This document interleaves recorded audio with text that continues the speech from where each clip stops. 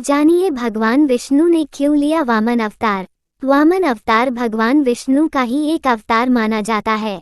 भगवान विष्णु ने यह अवतार लेकर राजा बलि को पाताल लोक का राजा बनाया था, जिसके द्वारपाल वह स्वयं बने थे। आखिर क्यों भगवान विष्णु को ऐसा करना पड़ा, आइए जानते हैं राजा बलि और भगवान विष्णु की कथा। महाराज बलि का जन्म विरोचन की पत्नी सुलोचना के गर्भ से हुआ था। विरोचन के पश्चात यही दैत्यों के अधिपति हुए। देवासुर संग्राम में इंद्र के वज्र द्वारा इनकी मृत्यु हो गई थी। दैत्य गुरु शुक्राचार्य ने अपनी संजीवनी विद्या के द्वारा इन्हें नवजीवन प्रदान किया और इनके द्वारा विभाजित यज्ञ का अनुष्ठान करवाया। उस यज्ञ में अग्निदेव ने स्वयं प्रकट होकर बलि को दिव्य रथ के साथ धनुष बाणों भरा तरकश एवं अभेद कवच प्रदान किया। उस रथ पर सवार होकर बलि ने देवताओं को जीत लिया और स्वर्ग के अधिपति हुए। उन्हें नियमित इंद्र बनाने के लिए दैत्य गुरु शुक्राचार्य उसने 100वां अश्वमेध यज्ञ करा रहे थे।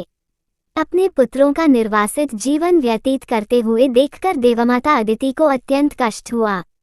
उन्होंने अपने पति महर्षि कश्यप की सलाह से प्योव्रत के द्वारा भगवान की आराधना की। उनकी आराधना से प्रसन्न होकर भगवान ने उनके गर्भ से अवतार लेकर देवताओं का दुख दूर करने का आश्वासन दिया। समय आने पर वामन रूप में अदिति के यहाँ भगवान का जन्म हुआ। महर्षि कश्यप ने ऋषियों के द्वारा उनका यज्ञोपित संस्कार करवाया। वहां से भगवान वामन बलि की यज्ञशाला की ओर चले। उनके तेज से प्रभावित होकर महाराज बलि के सभी ऋत्विज उनके स्वागत में खड़े हो गए। महाराज बलि ने सिंहासन पर बैठाकर भगवान वामन का पाद प्रक्षालन किया और चरणोदक लिया।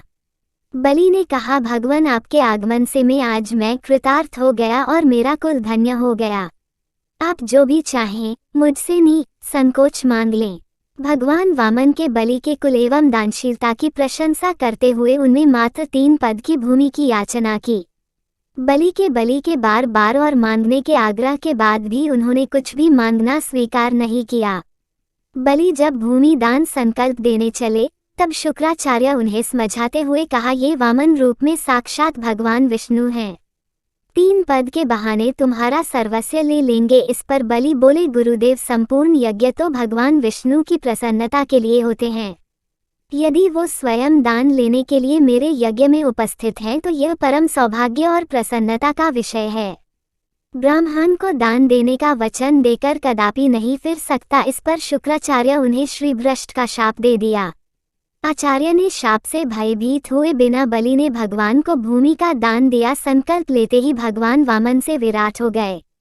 उन्होंने एक पद में पृथ्वी और दूसरे में स्वर्गलोक को नाप लिए। तीसरे पद के लिए बलि को वरुण पाश में बांध लिया। बलि ने नम्रता से कहा, प्रभु संपत्ति का स्वामी संपत्ति से बड़ा होता है। आपने 2 पद में मेरा राज्य ले लिया, अवशेष 1 पद में मेरा शरीर नाप ले। तीसरा पद आप मेरे मस्तक पर स्थापित करें। धन्य हो गए महाराज बलि। आज भक्ति ने अपने अपूर्व त्याग से भगवान को बांध लिया।